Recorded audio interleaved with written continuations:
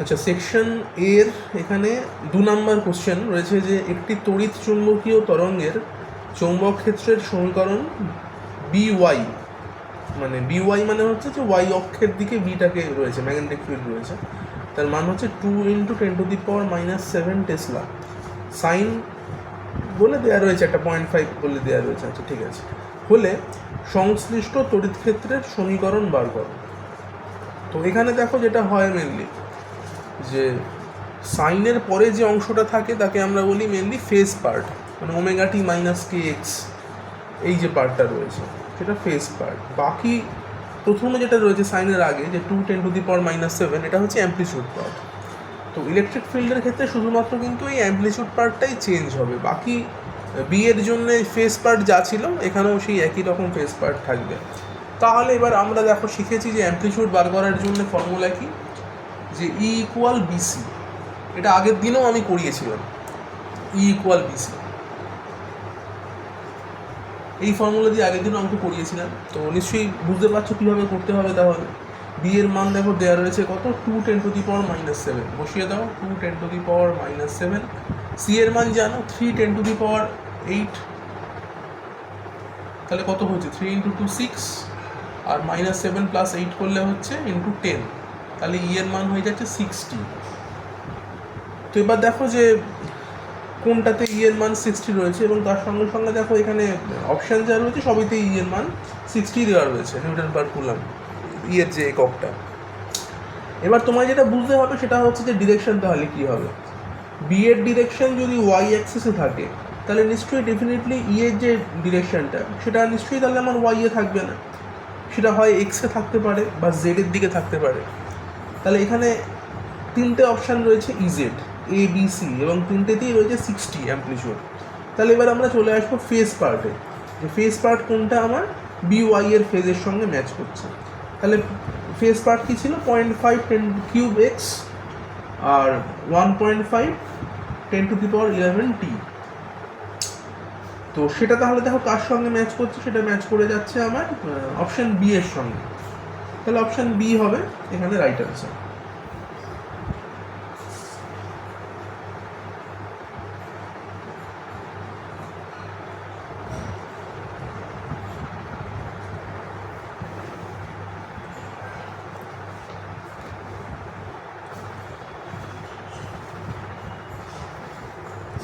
পরের অঙ্ক রয়েছে 3 নম্বর অঙ্ক। এখানে বলছে যে আর রোধের একটি পরিবাহীকে n সংখ্যক সমজাতীয় কোষের সাথে যোগ করা হলো। কোষগুলি শ্রেণী বা সমান্তরাল যেভাবেই সংযুক্ত করা হোক না কেন উভয় ক্ষেত্রে বর্তনীর মধ্য দিয়ে সমান তড়িৎ প্রবাহিত হয়।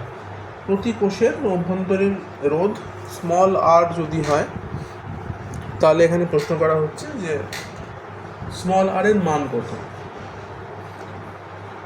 তাহলে এখানে প্রশ্নটা কী দেখা যাচ্ছে যে আমার আর রোধের একটা পরিবাহীকে n সংখ্যক একই রকমের সমজাতীয় কোষ, মানে একই রকম কোষের সঙ্গে যোগ করা হয়েছে, আর তার সঙ্গে বলছে যে কোষগুলোকে আমরা শ্রেণীতে রাখি বা সমান্তরালে রাখি, যেভাবেই রাখি না কেন দুটো ক্ষেত্রে কি হচ্ছে না বর্তনীর মধ্য দিয়ে দেখা যাচ্ছে যে সমান কারেন্ট যাচ্ছে, সমান তড়িৎ প্রবাহিত হচ্ছে।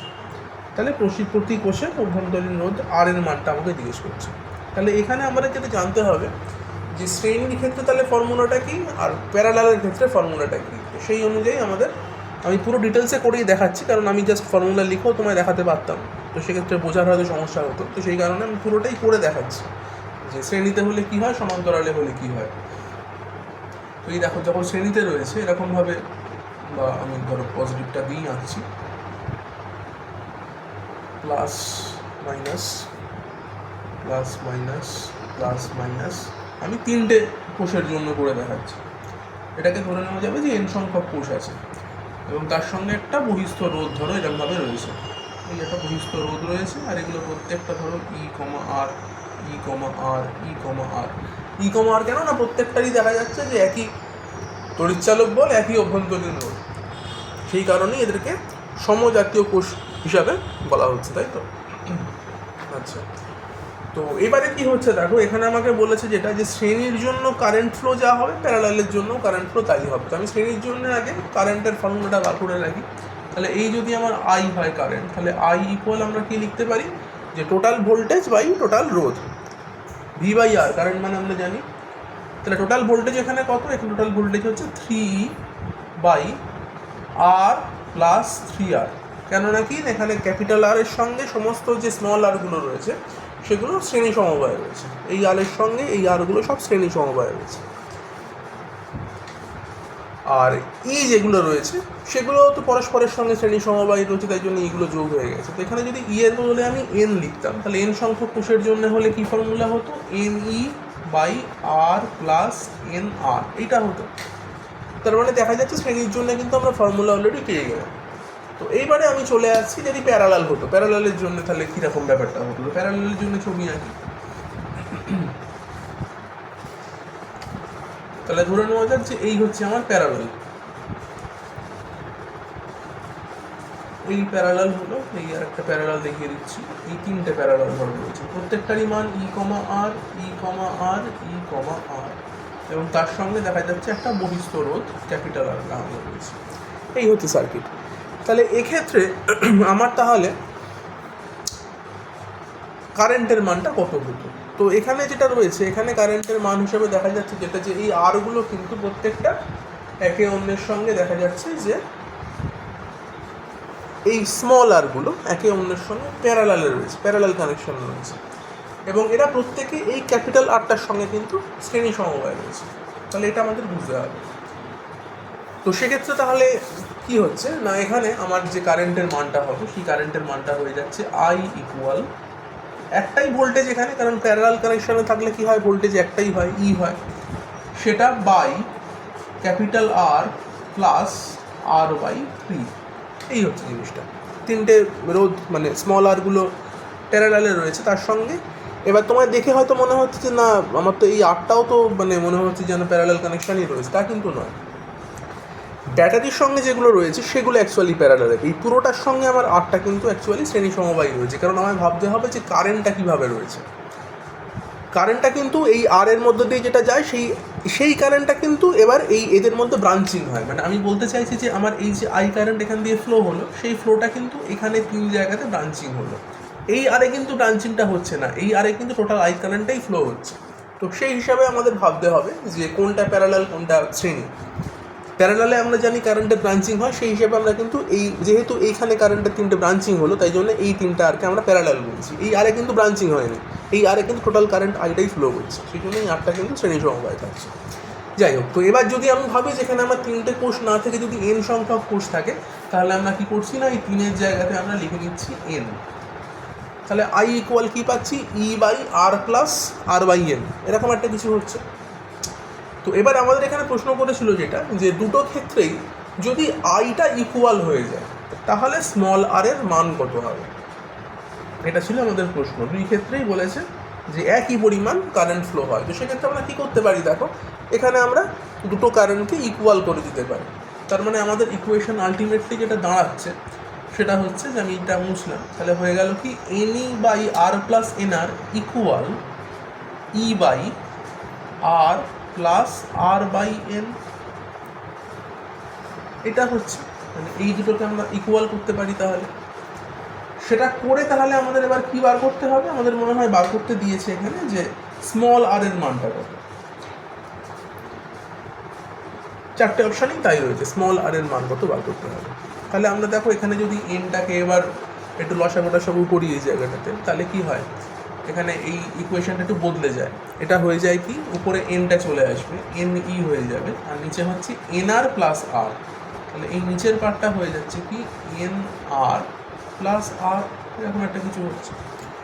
তো সেক্ষেত্রে তাহলে উপরে কি এনি এনি ক্যান্সেল হয়ে যাচ্ছে, এনি এনি ক্যান্সেল হয়ে গেল, তাহলে হয়ে যাচ্ছে কি এন আর প্লাস আর ইকুয়াল আর প্লাস এন আর। তাহলে এখান থেকে যদি আমরা আরটাকে কমন নেওয়ার চেষ্টা করি, তাহলে এখান থেকে আমরা যেটা পাবো দেখো,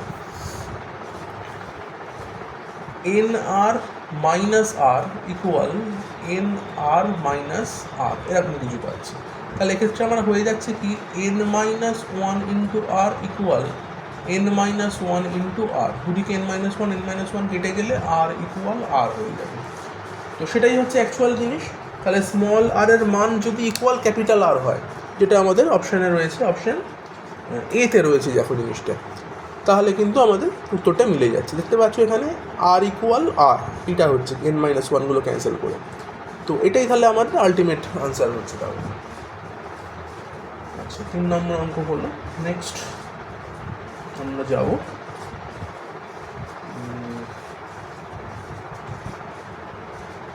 বোধহয় 16 নম্বর অঙ্ক আছে।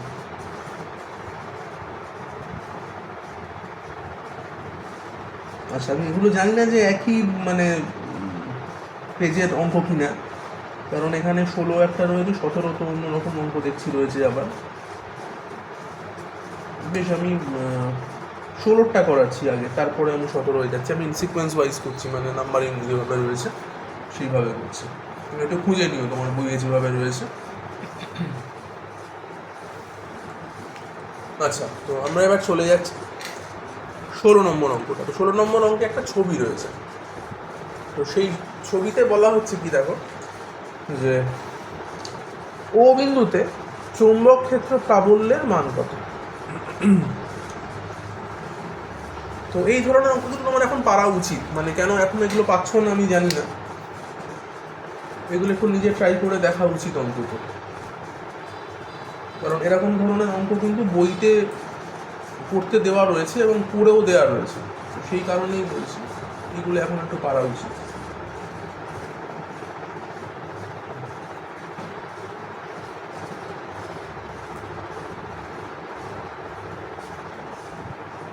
সেন্টারটাও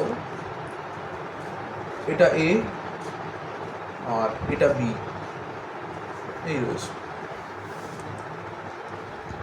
তার মানে কি, এখানে অর্ধবৃত্ত টাইপের দুটো জিনিস রয়েছে। সেই অর্ধবৃত্তের একটা ছোট অর্ধবৃত্ত যার ব্যাসার্ধ এ, আর একটা বড় অর্ধবৃত্ত যার ব্যাসার্ধ বি, তার কেন্দ্রে চৌম্বক ক্ষেত্রের মান আমাদের বার করতে হয়। তো এবার ফার্স্টে যেটা আমাদের চেক করতে হয় শুরুতে এরকম ধরনের অঙ্কে, যে চৌম্বক ক্ষেত্রের যে মানটা আমরা ওতে বার করছি, সেই চৌম্বক ক্ষেত্রের দিকটা একই দিকে আছে নাকি উল্টো দিকে আছে। তাহলে এখানে আমরা থাম্ব রুল দেবো। থাম্ব রুল দিয়ে দেখো, এখানে থাম্ব রুল দিয়ে তোমরা চেক করতে পারবে যে এই নিচের পার্টটার জন্য আমাদের এখানে মানে ও বিন্দুতে চৌম্বক ক্ষেত্র কি উপরের দিকে নাকি নিচের দিকে। তো যদি ভালো করে চেক করো তো সেখানে দেখতে পাবে যেখানে কিন্তু একটা ক্রস ফিল্ড তৈরি হচ্ছে ও বিন্দুতে একটা ক্রস ফিল্ড তৈরি হচ্ছে এই নিচের পার্টটুকুর জন্য। এবার যদি আমরা উপরের পার্টে যাই, উপরের পার্টে কারেন্টটা নিশ্চয়ই এখান দিয়ে ঢুকছে, মানে এখান দিয়েই ফ্লো করবে কারেন্টটা, এইভাবে ফ্লো করে বেরোবে, এরকমভাবেই বেরোবে। তাহলে উপরের যে পার্টটা রয়েছে সেখানেও কিন্তু দেখতে পাবে যে একটা ক্রস ফিল্ড তৈরি হচ্ছে। তো আমি সেটা আর দেখাচ্ছি না, ক্রস ফিল্ড আমি মুখে বলে দিলাম, তুমি নিশ্চয়ই নিজে করে দেখতে পারবে যে ক্রস ফিল্ড কীভাবে তৈরি হচ্ছে। তার মানে এটা বুঝতে পারছো আলটিমেটলি যে দুটোই ম্যাগনেটিক ফিল্ড আমরা এখানে বার করবো, দুটো কিন্তু বিয়োগ হবে, কারণ একই ডিরেকশনে রয়েছে সেই কারণে। তো তাহলে ফার্স্টে আমরা যেটা করছি, উপরের পার্টটুকুর জন্য আগে চৌম্বক ক্ষেত্রের মান বার করি। তাহলে ফর আপার পোর্শন ম্যাগনেটিক ফিল্ডের মান, এটাকে B1 বলে লিখছিল, এই পার্টটাকে 1 দিচ্ছি, এই পার্টটাকে 2 দিচ্ছি, তাহলে B1 মানে উপরের পার্টটা। তো বৃত্তের জন্য, একটা পূর্ণ বৃত্তের জন্য চৌম্বক ক্ষেত্রের মান কত হয়? μ0I/2R। তাহলে এখানে কি হবে, এখানে তো অর্ধবৃত্ত রয়েছে, তাহলে এখানে হবে μ0I/4R। তাহলে B1 এর মান হচ্ছে μ0I/4A, কারণ ব্যাসার্ধ A হলো। একই রকমভাবে এখানে কারেন্টটা I আছে, এই জন্য I নিয়েছি কারেন্ট। আমি B2 বার করছি, B2 মানে নিচের পার্টের জন্য তাহলেও একই জিনিস, μ0I/4B হবে তাহলে। এবার দুটোকে আমরা যোগ করে দেবো, মানে এর থেকে সহজ কিছু অঙ্ক ছিল না, এগুলো না পারলে কিন্তু মানে পরীক্ষায় খুব অসুবিধা আছে আর কি। তাহলে এখানে μ0/4 কমন নেব, μ0I/4 কমন নেব, আর ভেতরে হচ্ছে A প্লাস বি, না সরি 1/A প্লাস 1/A। তো সেটা করলে তাহলে কত হচ্ছে, μ0I/4 উপরে হবে A প্লাস বি আর নিচে হবে AB। তাহলে এটা কার সঙ্গে ম্যাচ করছে দেখো, এই অপশানটা, এটা ফার্স্ট অপশান যেটা অপশান নিয়েছিল তার সঙ্গেই ম্যাচ করে দিচ্ছে, μ0I/4 A প্লাস B/AB। তাহলে ওটাই রাইট আনসার হচ্ছে। আচ্ছা, এটা গেল হচ্ছে 16 নম্বরটা। নেক্সট 16-র পরে 17-য় যাব। 17 দেখো, 17 বলছে যে একটা 1.5 ভোল্টের তড়িৎচালক বল এবং 0.2 ওহমের অভ্যন্তরীণ রোধযুক্ত তড়িৎ কোষে 2 অ্যাম্পিয়ার তড়িৎ প্রবাহ পাঠিয়ে আহিত করা হচ্ছে। আচ্ছা, তাহলে তড়িৎ কোষের দুই প্রান্তের বিভব পার্থক্য যদি 1 + 0.1x পাওয়া যায়, তবে x এর মান কত? আচ্ছা, এই অঙ্কটা নতুন ধরনের একটা অঙ্ক দিয়েছে। এরকম অঙ্ক বইয়ে খুব একটা নেই, অনেক বইতে, বেশিরভাগ বইতে নেই আর কি। সব বইতে নেই আমি বলছি না, কারণ বইতে একটা না অনেকগুলো বই হয়, বেশিরভাগ বইতে এরকম টাইপের অঙ্ক নেই। তো তাহলে ব্যাপারটা কীরকম দেওয়া হয়েছে, যে বলা হলো যে একটি 1.5 ভোল্টের তড়িৎচালক বল এবং 0.2 ওহমের আভ্যন্তরীণ রোধযুক্ত তড়িৎ কোষে 2 অ্যাম্পিয়ার তড়িৎ প্রবাহ পাঠানো হয়েছে। তার মানে বিষয়টা এরকম যে আমার কাছে একটা ব্যাটারি রয়েছে আর তার একটা অভ্যন্তরীণ রোধও রয়েছে। সেটা কেমন না, 1.5 ভোল্টের ব্যাটারি আর তার সঙ্গে অভ্যন্তরীণ রোধ কত না, 0.2 ওহম। সেখানে কারেন্ট যেটা পাঠানো হয়েছে তার মান বলে দেওয়া হয়েছে 2 অ্যাম্পিয়ার। তাহলে বলছে যে তড়িৎ কোষের দুই প্রান্তের বিভব পার্থক্য যদি এখন 1 + 0.1x হয়, তাহলে x এর মান কত? তাহলে টোটাল ভোল্টেজটা আমাদের জানতে চেয়েছি। তো দেখো এখানে কিছু নেই অঙ্কটার মধ্যে। টোটাল ভোল্টেজ তাহলে কত হওয়া উচিত? সেটা হওয়া উচিত হচ্ছে 1.5 ভোল্ট, তো ওই কোষটার অভ্যন্তরীণ রোধ। আর আমরা কি জানি যে কিছু পরিমাণ ভোল্টেজ ওই অভ্যন্তরীণ রোধের মধ্যে নষ্ট হয়ে যায়। তো সেক্ষেত্রে আমরা এখান থেকে দেখো বার করতে পারবো এটা, যে আমায় বলা হয়েছে তড়িৎচালক বল আর বার করতে বলা হচ্ছে বিভব পার্থক্য। তো বিভব পার্থক্যের সঙ্গে তড়িৎচালক বলের সম্পর্ক নিশ্চয়ই জানো, V = E - IR, এটা ফর্মুলা। IR-কে আমরা নষ্ট ভোল্ট বলি, আশা করি মনে আছে। তো E এর মান কত দিয়েছে? E এর মান দেওয়া হয়েছে 1.5 মাইনাস কারেন্ট দেওয়া রয়েছে 2, আর এর মান দেওয়া রয়েছে 0.2। তার মানে এখান থেকে আমরা বার করতে পারছি 1.5 মাইনাস 2 × 0.2 মানে হচ্ছে 0.4 হচ্ছে। তাহলে 1.5 থেকে 0.4 যদি মাইনাস করো তাহলে পাবে হচ্ছে 1.1, এইটা পাওয়া যাচ্ছে। এবার কি রয়েছে যে বিভব পার্থক্যের মান এখানে যেটা বলে দেওয়া হয়েছে সেটা হচ্ছে 1 + 0.1x। তো দেখো এখানে যদি x এর মান একমাত্র 1 হয়, তবে এই পুরো ব্যাপারটাকে যোগ করলে আমরা 1.1 পেতে পারি। তো সেটাই রয়েছে অপশানে যেগুলো ছিল 1, 5, 4, 9, তার মধ্যে অপশান এ হচ্ছে 1, মানে সেটাই ঠিক আনসার। একমাত্র x এর মান যদি 1 বসাই তাহলেই v এর মানটা 1.1 হবে। মানে বুঝতে পারছো, খুব সহজ অঙ্কগুলো, একটু বুদ্ধি দিয়ে করলেই হবে, মানে খুব জটিল কিছু না। আমরা বেসিক যেগুলো শিখেছি সেগুলো দিয়েই করা যাচ্ছে। আচ্ছা, এরপরে আমরা 17-র পরে 19-এ যাব। 17-র পর 19-এ রয়েছে 0.5 মিটার দীর্ঘ ঋজু পরিবাহীকে ধনাত্মক x অক্ষ বরাবর রেখে 1 অ্যাম্পিয়ার তড়িৎ প্রবাহ চালনা করা হচ্ছে।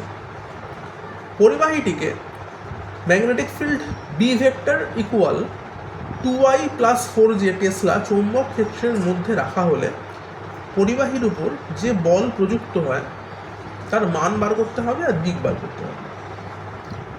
বেশ, দেখা যাক কী হয়।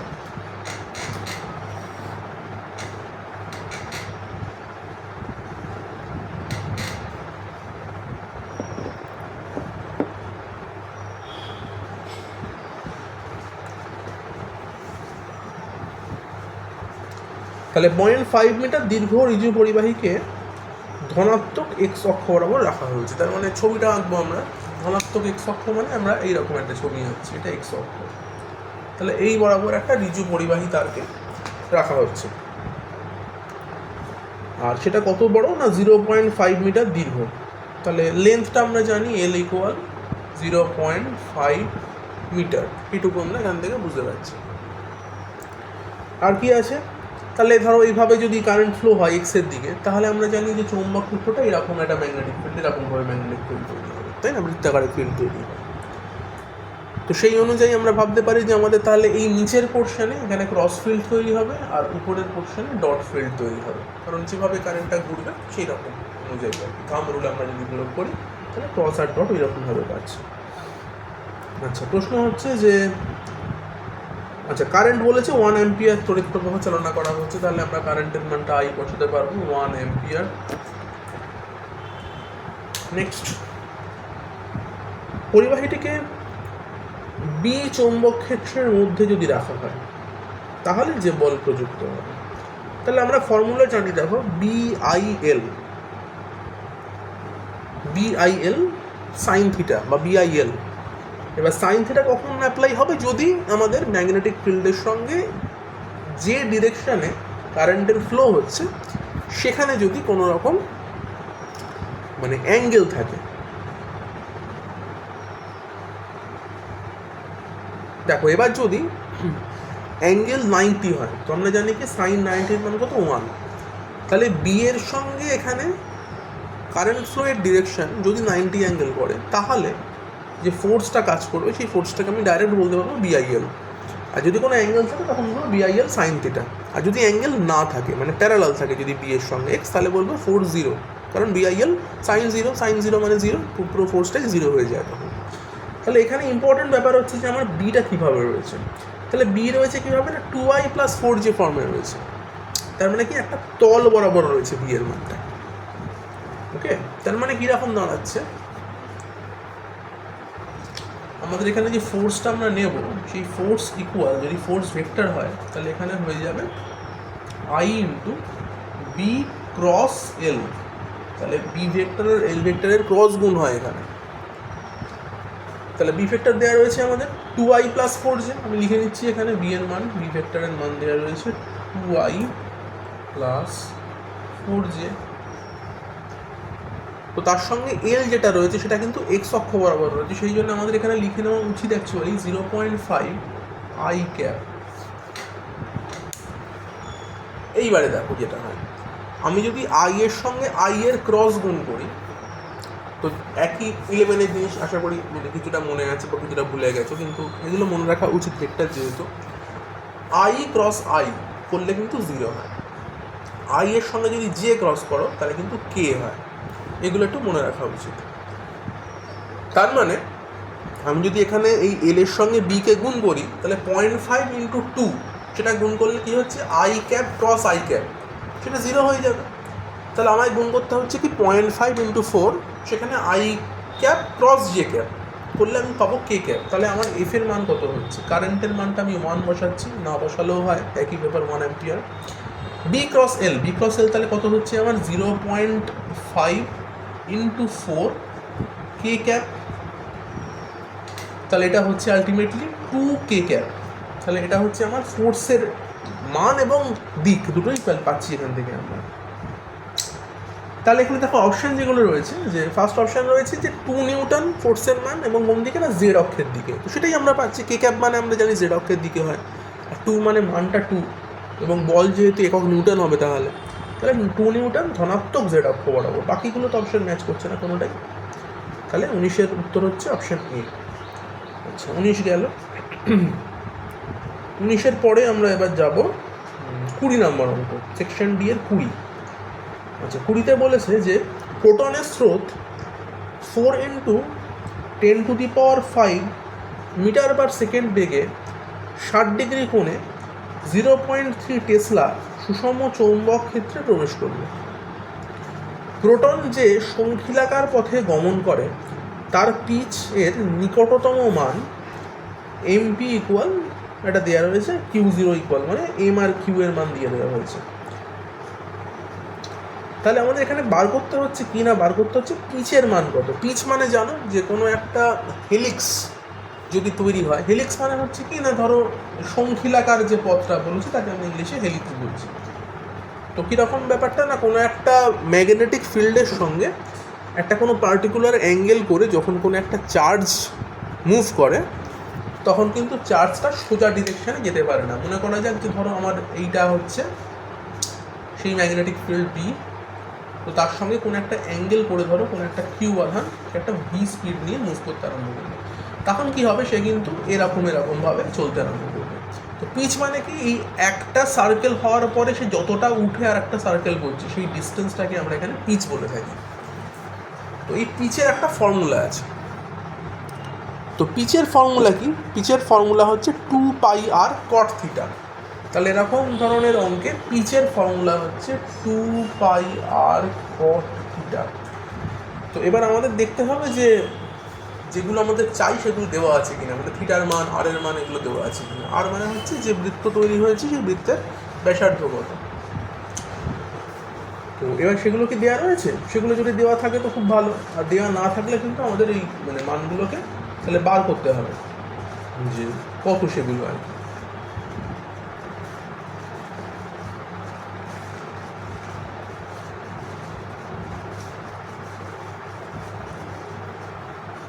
আচ্ছা, তো এখানে আর এর মান তো কিছু বলে দেওয়া নেই, তার বদলে কি কি রয়েছে? তার বদলে রয়েছে বেগ রয়েছে, কোণ রয়েছে, ম্যাগনেটিক ফিল্ড রয়েছে, এম রয়েছে, কিউ রয়েছে। আচ্ছা, বুঝতে পেরেছি। তার মানে কি এখানে তাহলে আর এর মানটা আমাদের কিন্তু ওই কিউ বি এম ভি এই ফর্মটাতে বার করে নিতে হবে। আচ্ছা, সেই ফর্মে যদি লেখা হয় তাহলে যেটা হবে, তাহলে আমরা এখানে বরঞ্চ এই ফর্মুলাটা না লিখে এর বদলে এভাবে লিখি যে পিচ মানে হচ্ছে আবর্তনকাল মানে টি, টাইম পিরিয়ড যেটা, সেটা ইনটু রৈখিক বেগ মানে হচ্ছে ভি। তো এবারে দেখো এখানে ভি স্পিড নিয়ে যখন কোনো একটা পার্টিকেল যাচ্ছে সেটা একটা অ্যাঙ্গেল করে যাচ্ছে বলেছে, তাহলে অ্যাঙ্গেলটা কত? অ্যাঙ্গেলটা হচ্ছে এখানে, অ্যাঙ্গেলের জন্য ভি এর দুটো উপাংশ ক্রিয়েট হতে পারে, একটা সাইন একটা কস। এবার আমরা এখানে কোন উপাংশটা নেব না, যার জন্য ও বি এর দিকে যাচ্ছে। তার মানে যদি ভি স্পিড নিয়ে বি এর সঙ্গে কোনো একটা থিটা অ্যাঙ্গেল করে থাকে তাহলে ভি এর দুটো উপাংশ তৈরি হয়, একটা এদিকে যেটাকে আমরা ভি সাইন থিটা বলবো, আর একটা এদিকে যেটাকে ভি কস থিটা বলবো। এবার দেখো উপরের দিকে উঠছে কার জন্য? ভি কস থিটার জন্য। উপরের যে উপাংশটা ভি কস থিটা, এই ভি কস থিটার জন্যই তো সে উপরের দিকে উঠছে। ভি সাইন থিটা হলে তো সেই দিকে চলে যেত। সেই জন্য আমাদের এখানে নিতে হবে টি ইন্টু ভি কস থিটা। আর টাইম পিরিয়ড টি, সেটা তোমরা ওই লরেঞ্জ ফোর্সের যে ইকুয়েশনটা নিশ্চয়ই দেখেছো, বা ওখানে আমরা সাইক্লোট্রন ফ্রিকোয়েন্সি পড়িয়েছিলাম। সাইক্লোট্রন ফ্রিকোয়েন্সি থেকে দেখবে যে সেখানে আমরা কম্পাঙ্ক বা পর্যায়কালের যে ফর্মুলাগুলো পাই সেখান থেকে দেখা যাবে যে আবর্তনকাল বা পর্যায়কাল, তার ফর্মুলা হচ্ছে 2πm by Q B, 2πm by Q B into V cos theta. তাহলে এই মানগুলো আমাদের লাগছে। তো এবার দেখো বাকি কিন্তু সব দেওয়া রয়েছে মোটামুটি। 2π এর মান তো ঠিক আছে, পাই মানে 3.14 জানো। এম এর মান দেওয়া রয়েছে 1.67 10⁻⁻27। কিউ এর মান জানো, কিউ 1.67 10⁻⁻19, তাহলে এম কিউ হয়ে গেল। বি এর মান দেওয়া রয়েছে 0.3 টেসলা, বি দেওয়া রয়েছে। ভি দেওয়া রয়েছে 4 10⁵। আচ্ছা, অ্যাঙ্গেলও দেওয়া রয়েছে, অ্যাঙ্গেল হচ্ছে cos 60 ডিগ্রি। তাহলে এগুলো একটু বসিয়ে তার মানে আশা করি অ্যান্সার হয়েই যায়। আমি তাও একটু দেখছি, নাহলে তুমি নিজে করবো, আমার ক্যালকুলেটার নেই এই মুহূর্তে। আমি দেখছি কতটা সম্ভব। এখান থেকে দেখো 2π লিখছি, 2π ইন্টু এম, এম এর মান হচ্ছে 1.67 10⁻⁻27 বাই কিউ, কিউ এর মানও তাই 1.67 ইন্টু 10⁻⁻19। আচ্ছা, বি এর মান কত দিয়েছে? বি এর মান দেওয়া রয়েছে 0.3 হয়ে গেল, ইন্টু ভি এর মান কত রয়েছে? ভি এর মান রয়েছে 4 ইন্টু 10⁵। তাহলে 4 ইন্টু 10⁵ cos 60। দেখো cos 60 মানে কত হয়? cos 60 মানে হাফ হয়। তাহলে cos 60 মান যদি আমরা এখানে দেখি, cos 60 মান হচ্ছে হাফ। তাহলে এগুলো বসাতে হবে, বসিয়ে তাহলে মানে কত হচ্ছে দেখবো এবার। তাহলে এখান দিয়ে আমার 4 and 2 কাটলে এখান দিয়ে এটা হয়ে যাচ্ছে 2। বাকি যা রয়েছে এখানে 1.67 উপরে নিচে ক্যান্সেল হয়ে যাচ্ছে। আচ্ছা, তাহলে রয়েছে এখান থেকে, দেখো আমি যদি 10-এর পার্টগুলোকে আলাদা করে নিই তাহলে এখান থেকে আমি পাচ্ছি আলটিমেটলি 4π/3 এটা পেলাম একটা, আর পয়েন্টটা উপরে তুললে একটা 10 গুণ হয়ে যাচ্ছে ওপরে, তার মানে হচ্ছে আমার 10⁶ এটা হয়ে গেল। তার মানে আমি যদি পয়েন্টটাকে এখানে তুলে দিই তাহলে এটা 10⁵ না হয় 10⁶ হয়ে যায়। আচ্ছা, নিচে ছিল 19টা যদি ওপরে ওঠে তাহলে হচ্ছে -27 + 19 করলে হচ্ছে -8 আর +6 তাহলে হচ্ছে 10⁻², তাহলে এটা হচ্ছে 10⁻²। আচ্ছা, এই অবধি হলো।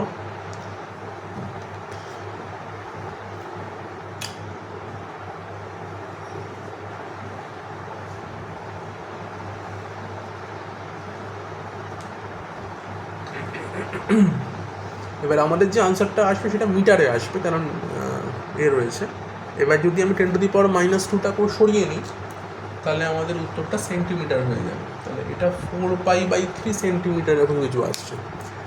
তাহলে এবার দেখো যে পাইয়ের মানটা তো 3-এর কাছাকাছি, মানে 3.14 সামথিং হয়। তাহলে আমি যদি পাই আর 3কেও ক্যান্সেল করে দিই 3 মনে করে, তাহলে উত্তর মোটামুটি হয়ে যাচ্ছে 4 সেন্টিমিটার, মানে কাছাকাছি উত্তর আমাদের এখানে বার করতে বলেছে প্রশ্ন। দেখো নিকটতম মান সেটা কিন্তু 4-এর কাছাকাছি কিছু একটা হবে। তাহলে অপশন সিতে 4 সেন্টিমিটার রয়েছে। আমি পাই আর 3 কেন কাটলাম না, পাইয়ের মান 3.14, তো 3-এর কাছাকাছি, তাই 3 কেটে দেওয়া যায়, তাহলে শুধু 4 পড়ে থাকছে আমাদের। তাহলে এইভাবে একটা রাফ অ্যানালিসিস করে আমি বার করতে পারছি কিসের মান হয়ে যাচ্ছে 4 সেন্টিমিটার।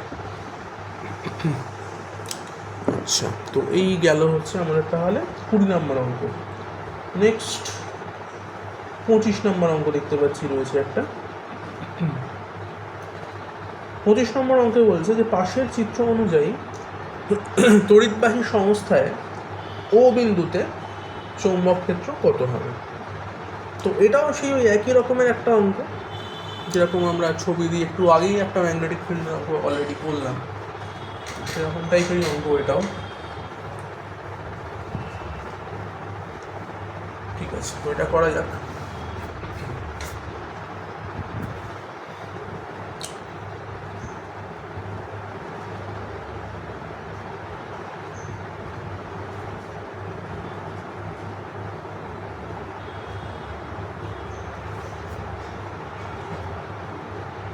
তো এখানে ছবিটা কিন্তু খুব সুন্দরভাবে আগে এঁকে দেখতে হবে ছবিটা কেমন। ছবিটা তারপর রয়েছে কি, ফার্স্টে এই একটা স্ট্রেট লাইন রয়েছে, এইভাবে কারেন্টটা উঠলো, তারপরে কি হয়েছে, কারেন্টটা এরকম একটা বাঁক নিয়েছে, নিয়ে এরকম স্ট্রেট গেছে। এই হচ্ছে ছবি। এবার এখানে এই বিন্দুটাকে আমরা ও দেখাচ্ছি, এখানে একটা ক্রস বলে দেখিয়েছে, ক্রস বিন্দু, সেটাকে ও হিসেবে দেখানো হয়েছে। আর এই ক্রসের থেকে এই দূরত্বটা আর, এই দূরত্বটাও আর, তার মানে কি এই যেটা অর্ধবৃত্ত তার ব্যাসার্ধকে আর বলতে চেয়েছে। আর এখানে একটা তার রয়েছে, এই তারটার এদিকে দেখো ইনফিনিটি করা আছে, এদিকেও ইনফিনিটি করা আছে, তার মানে কি এটা একটা অর্ধ অসীম তার, এটাও একটা অর্ধ অসীম তার।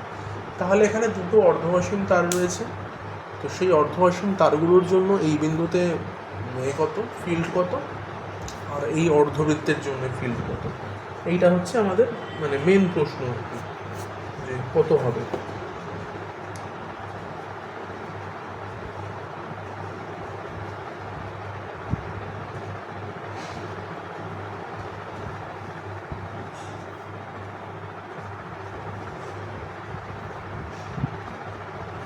তো চলো তাহলে ফার্স্টে আমরা যেটা চেক করব সেটা হচ্ছে যে এই যে অর্ধ অসীম তার রয়েছে, আমি কটা পার্ট করে বরং ভেঙে নিই, তাহলে বুঝতে একটু সুবিধা হবে। ধরো এটাকে আমি এবি নাম দিলাম, এটাকে আমরা নাম দিচ্ছি বিসিডি, এটাকে নাম দিলাম ডিই। তাহলে আমরা 3টে পার্ট, একটা এবি পার্ট, একটা বিসিডি পার্ট, একটা ডিই পার্ট। তাহলে দেখো এবি পার্ট যেটা, তার জন্য একটা আর দূরত্বে, মানে অর্ধ অসীম তারের জন্য আর দূরত্ব চৌম্বক ক্ষেত্রের মান কত, সেটা আমরা আগে একটু বার করার চেষ্টা করি। তো সেটা কত হচ্ছে, তাহলে বি মানে magnetic field for A B part, সেটা কত হয়, অর্ধ অসীম তারের জন্য আমাদের যে ফর্মুলা হয় সেটা হচ্ছে যে একটা যদি অসীম দৈর্ঘ্যের তার হতো তাহলে ফর্মুলা কী হতো, ফর্মুলা হতো μ0I/2πr, আর এটা অর্ধ অসীম তাই জন্য 4πr হবে। তার ফর্মুলা হচ্ছে মিউ নট আই বাই 4 পাই আর। ব্যাসার্ধ এখানে আই দেওয়া রয়েছে, ব্যাসার্ধ বলতে এখানে দূরত্ব দেওয়া রয়েছে, যে তাদের থেকে কত দূরত্বে এখানে চৌম্বক ক্ষেত্রের মানটা আমরা নির্ণয় করব। তো তার ফলে কি হলো, এখানে কারেন্ট যদি আই বলা থাকে, কারেন্টের মান বোধহয় আই হিসাবেই বলা রয়েছে, ঠিক আছে, আই বলা রয়েছে, তাহলে এটা বিএবির মান আমরা অলরেডি পেয়ে গেছি। এবার বাকি দেখো বিসিডি পার্টটার জন্য, তাহলে magnetic field B for BCD. বিসিডির জন্য কী হচ্ছে, একটু আগেই যেটা করছিলাম যে mu not I by 4r হবে, তাহলে mu not I by 4r, তাহলে এটা যদি আর হয় তাহলে এটাও আর, এটাও আর, তাহলে বিসিডি হলো। আচ্ছা, এবার দেখো যে ডি পার্টের ক্ষেত্রে কি প্রবলেমটা কি হচ্ছে, যে চৌম্বক ক্ষেত্রটা কীভাবে তৈরি হয়, চৌম্বক ক্ষেত্র এইরকমভাবে তৈরি হয়, যেমন এখানে কি এরকমভাবে তৈরি হয়েছে, তার ফলে কি এই জায়গাতে আমি চৌম্বক ক্ষেত্রের মান পেয়েছি। কিন্তু এই লাইন বরাবর যখন কোনো একটা চৌম্বক ক্ষেত্রের মান মানে নির্ণয় করতে দিচ্ছি, সেটা কিন্তু বার করা সম্ভব নয়, সেক্ষেত্রে কিন্তু চৌম্বক ক্ষেত্রের মান আমরা বলবো 0, কারণ তারটা যেখানে রয়েছে তারের অংশে কিন্তু চৌম্বক ক্ষেত্রের মান তৈরি হয় না।